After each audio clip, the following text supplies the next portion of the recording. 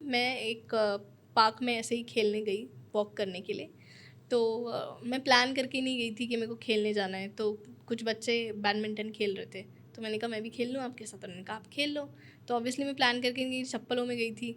तो मैंने ना अपनी चप्पलें उतारी और मैंने कहा चलो ग्रास पे यूँ ही खेल लेते हैं। और उन बच्चों ने मुझे कहा अरे दीदी चप्पल मत उतारो, ये डर्ट, ये मड अनहाइजीनिक होती है। And I was like oh ये मतलब मेरा exposure to the young kids तब हुआ कि आई वाज लाइक कि कितना ज़्यादा गैप आ गया है हमारी अपब्रिंगिंग और इनकी अपब्रिंगिंग में, कि इनको ग्रास पर खेलने से या बाहर अपने बेयर फुट चलने से इन्हें प्रॉब्लम हो रही है। ये कंडीशनिंग अब जो आने वाली जनरेशन की हो रही है, जहाँ तक मैं अवेयर हूँ, वो ग्राउंडिंग का पार्ट है। डर्ट में अगर बैड बैक्टीरिया होते हैं तो गुड बैक्टीरिया भी होते हैं, और वो हमारे लिए इम्पॉर्टेंट है। और जितनी मेरी अंडरस्टैंडिंग कहती है कि अगर हमें वो बैड बैक्टीरिया भी नहीं मिलेंगे तो हमारी इम्यूनिटी उससे लड़ना नहीं सीखेगी। और अगर नहीं लड़ पाएगी तो हमारी इम्यूनिटी आगे कैसे बढ़ेगी, स्ट्रॉन्ग कैसे होगी।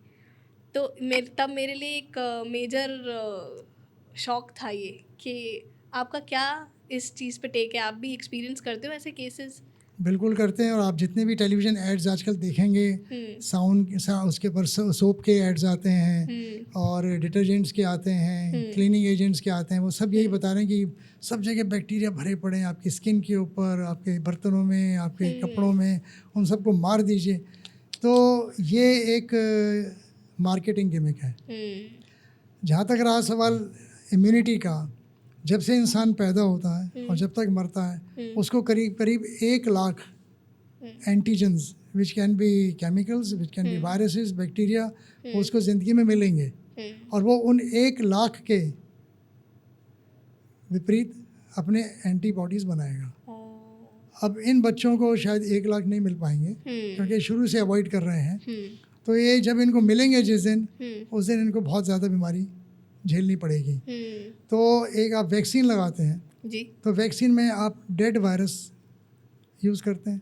अच्छा। उस डेड वायरस का जो प्रोटीन होता है दैट मिमिक्स दी वायरस, और बॉडी उसी को पहचान के एंटीबॉडीज़ बना लेती है।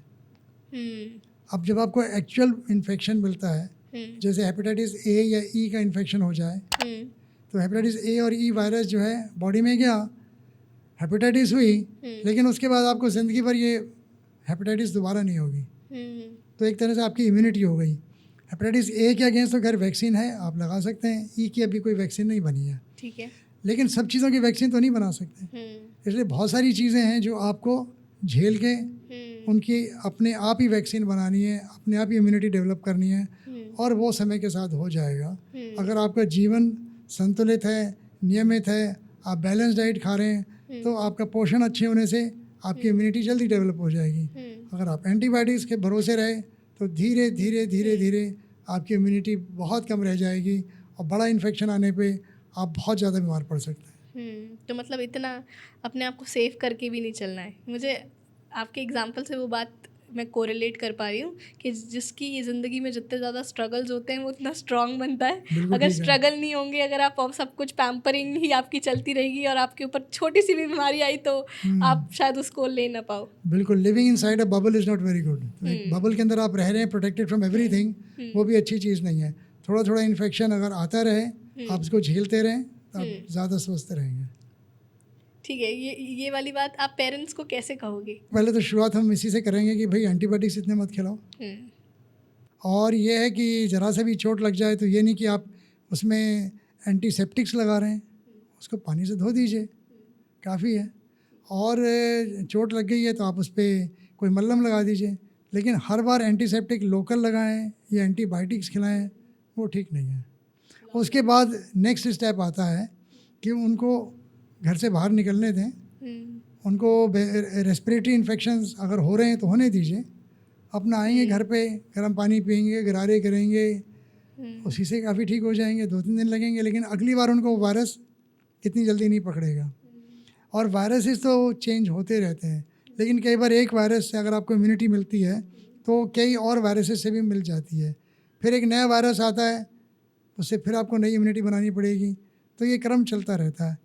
तो इसमें हर बार हम एंटीबायोटिक्स खाएँ, वो भी ठीक नहीं है।